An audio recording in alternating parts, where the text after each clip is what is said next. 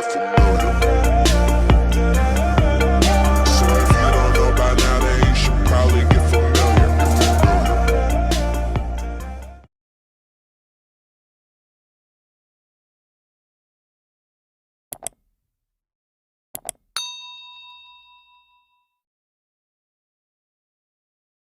Ketemu lagi di video terbaru kali ini.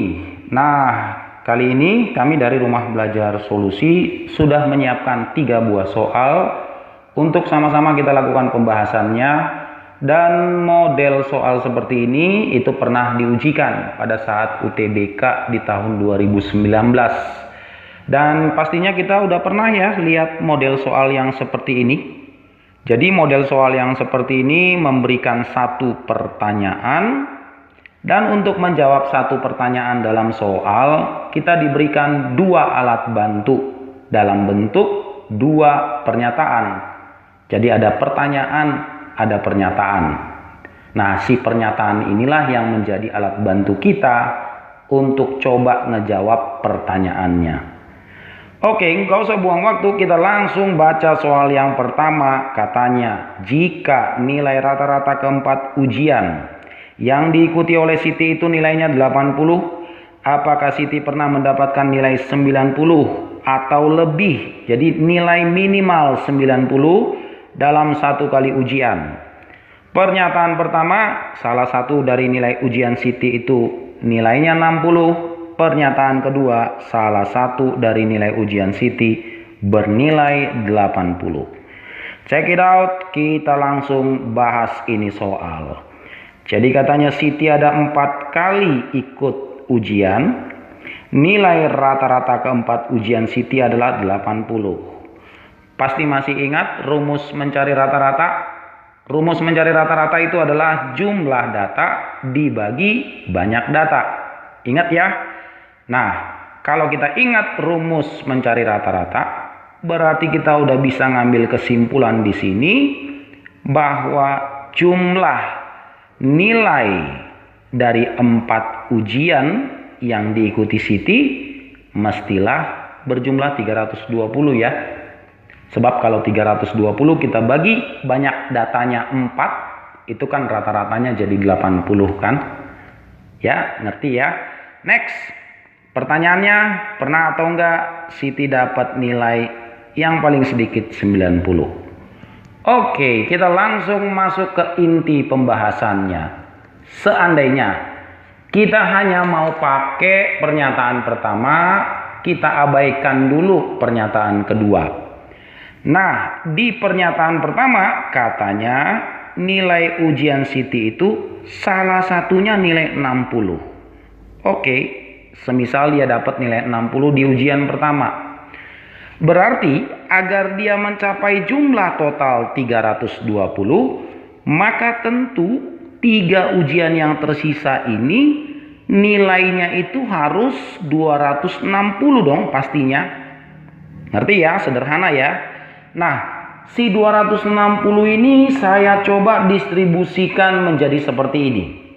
Ujian kedua Siti dapat 90. Ujian ketiga Siti dapat 90 dan di ujian keempat Siti dapat 80. Oke, ini jumlahnya kita langsung bisa hitung ya, 320 ya. 60, 90, 90 lalu 80. Nah, kalau untuk ilustrasi pertama ini pernah atau enggak ya Siti dapat nilai yang minimal 90? Pernah ya. Bahkan Siti mendapatkan nilai minimal 90 itu dalam 2 kali ujian ya. Tetapi kalau saya tanya, kita berani nggak memastikan bahwa ini adalah ilustrasi satu-satunya untuk pernyataan 1? Pasti ada yang diantara kita mengatakan bisa jadi ada ilustrasi yang lain ya. Dan emang benar, saya udah buatkan nih ilustrasi kedua dari pernyataan yang pertama. Ilustrasi keduanya saya buat seperti ini. Ujian pertama Siti nilainya 60. Ujian keduanya Siti nilainya 86. Ujian ketiga nilainya juga 86. Dan ujian keempatnya nilainya 88. Entar kalau kita jumlahin ini juga hasilnya 320. Percaya deh, saya udah jumlahin. Nah, kalau pakai ilustrasi yang kedua ini, pernah atau enggak Siti-nya dapat nilai yang paling sedikit 90? Kelihatan ya, kalau untuk ilustrasi yang kedua ini mah Siti nggak pernah dapat nilai yang paling sedikit 90. Karena nilai paling besar yang bisa dia dapat kan 88 ya. Nah, artinya kita nggak boleh dong hanya pakai pernyataan satu saja untuk ngejawab pertanyaan. Apakah Siti pernah dapat nilai yang minimal 90? Kalau kita pakai ilustrasi pertama, jawaban kita pernah, bahkan 2 kali. Tapi kalau kita pakai ilustrasi yang kedua, jawabannya menjadi tidak pernah. Jadi masih bimbang ngejawabnya gitu. Nah, berarti pernyataan satu aja nggak cukup untuk menjawab pertanyaan dalam soal. Masih bimbang gitu loh. Nah, sekarang kita buat hal yang sebaliknya. Kita simpan dulu pernyataan satu, kita hanya mau pakai pernyataan yang kedua. Hanya memakai pernyataan yang kedua. Dan di pernyataan yang kedua katanya, nilai Siti itu salah satunya adalah 80. Oke, ujian yang pertama Siti dapat 80. Ujian yang kedua, saya ilustrasikan aja Siti dapat 70. Begitu juga ujian yang ketiga. Dan ujian yang keempat, Siti dapat nilai 100. Pernah atau enggak Siti dapat nilai yang minimal 90? Di ilustrasi yang ini nih, pernah ya. Dia dapat nilai yang minimal 90 itu dalam satu kali ujian. Sebab di sini kan Siti dapat nilai 100 ya. Tapi seperti sewaktu pernyataan pertama, ini juga bukan ilustrasi satu-satunya. Ada lagi ilustrasi yang kedua yang udah saya buatkan. Nah, jadi ilustrasi keduanya saya buatkan begini nih. Ujian pertama Siti nilai 80, ujian kedua 85, begitu juga ujian ketiga, dan ujian keempat nilainya 70. Entar kalau kita jumlahin nih, ini juga nilainya masih 320. Nah, kalau kita pakai ilustrasi yang ini, pernah nggak Siti dapat nilai yang minimal 90? Ya jawabannya di sini nggak pernah. Karena paling tinggi nilai Siti itu ada di nilai 85 ya. Nah, kalau hanya mau pakai pernyataan dua saja, kejadiannya sama dengan pernyataan pertama. Kita itu mah masih bimbang ngejawab pernah atau enggak Siti dapat nilai yang minimal 90. Bisa aja pernah, tetapi bisa juga nggak pernah. Gitu loh. Bisa ya? Nah, kita ambil kemungkinan ketiga. Gimana kalau pernyataan satu dan pernyataan duanya itu kita pakai secara bersama-sama, kita gabungin gitu loh. Nah, kalau pernyataan satu dan pernyataan dua sekaligus nih kita pakai, berarti kan salah satu nilai ujian Siti nilainya 60 dan salah satu ujian Siti yang lain nilainya 80. Berarti ada 2 ujian yang tersisa dong. Bisa sampai di sini? Nah, dari 2 ujian yang pertama jumlah total nilai Siti sudah 140. Agar jumlah totalnya adalah 320, berarti 2 ujian yang tersisa ini tentu jumlahnya harus 180. Sekarang nih saya tanya kepada kita semua, bisa nggak kita membagi 180 dalam 2 kali ujian, tapi nggak boleh ada nilai minimal 90? Bisa atau enggak? Kayaknya pasti nggak bisa deh. Selalu harus ada nilai yang minimal 90. Karena jumlah total yang mau diambil, yang mau dituju adalah 180, tapi sisa ujian yang tersedia cuma 2 lagi. Pasti harus ada nilai yang minimal 90. Percaya ya?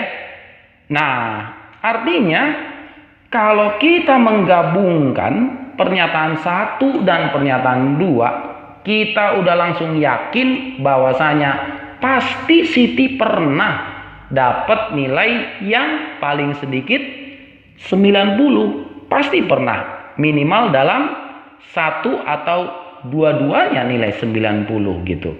Kan boleh aja saya buat ujian kedua 90, ujian ketiga juga 90. Boleh ya?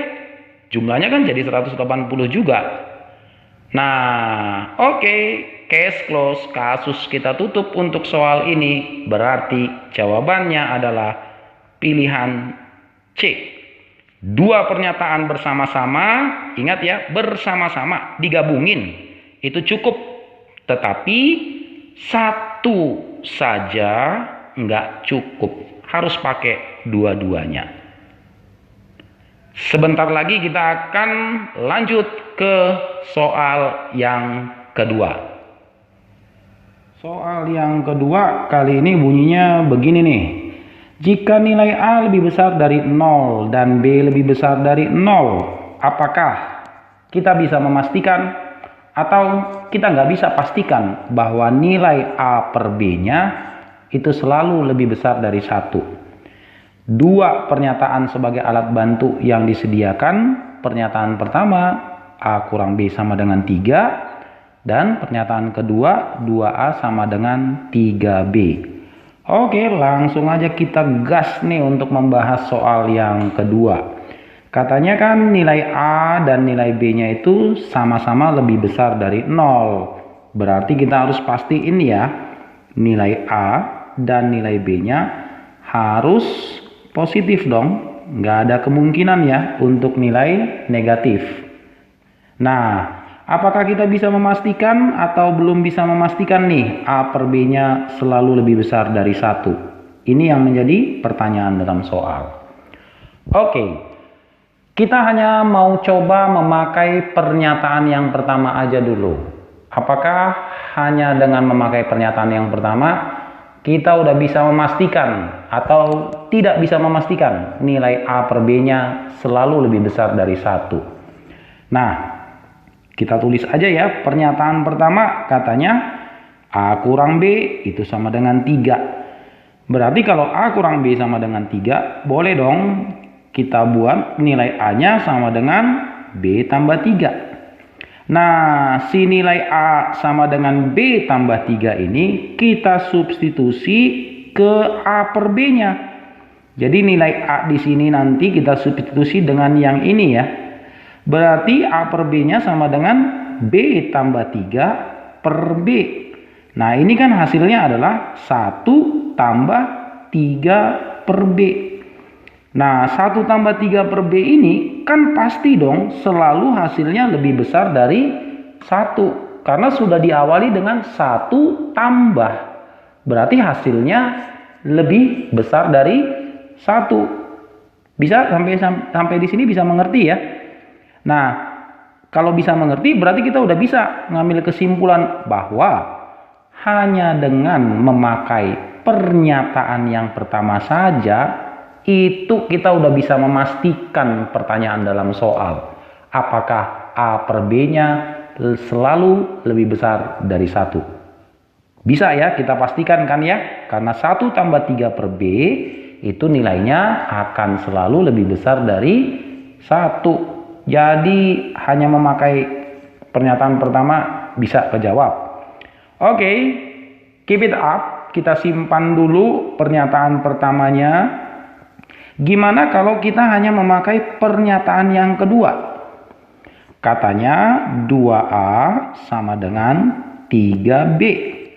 Nah, kalau 2A sama dengan 3B, bisa dong ya kita nalar bahwa A per B-nya itu sama dengan 3 per 2. Sebab nanti kan bisa kita kali silang ya, seperti ini kan.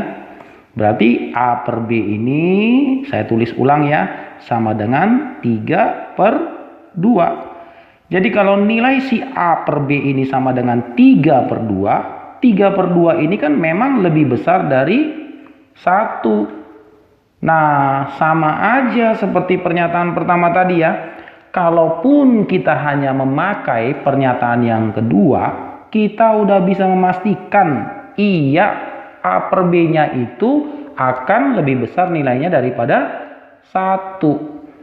Jadi kita di sini udah bebas nih mau pakai pernyataan pertama udah kejawab pertanyaan dalam soal, atau mau pakai pernyataan keduanya saja pertanyaan dalam soal juga udah bisa kejawab.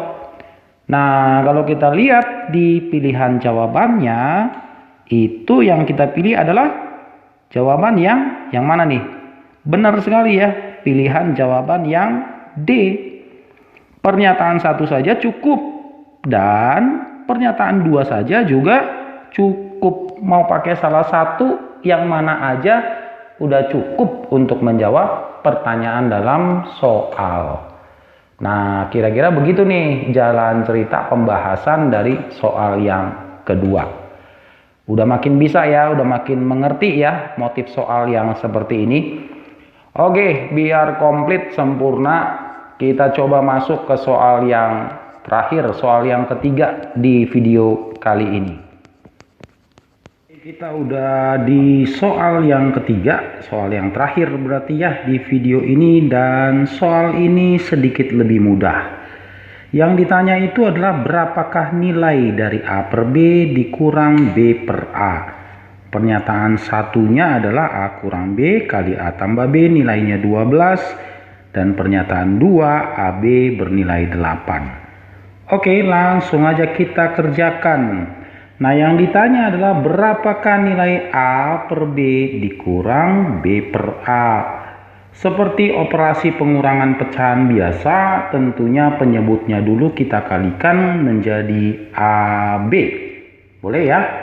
Next, kemudian ini AB kita bagi dengan B, maka B-nya hilang. Yang tersisa adalah A dikalikan dengan A menjadi A kuadrat kurang AB dibagi dengan A, maka A-nya yang hilang. Tersisa adalah B dikali dengan B menjadi B kuadrat. So, artinya kalau ditanya A per B dikurang B per A, itu adalah pertanyaan yang sama dengan berapakah A kuadrat dikurang B kuadrat per AB. So, jadi diingat ya, dua bentuk ini sebenarnya sama. Nah, kita hanya mau pakai pernyataan 1. Pernyataan 1 dikatakan A kurang B dikali A tambah B, itu nilainya sama dengan 12.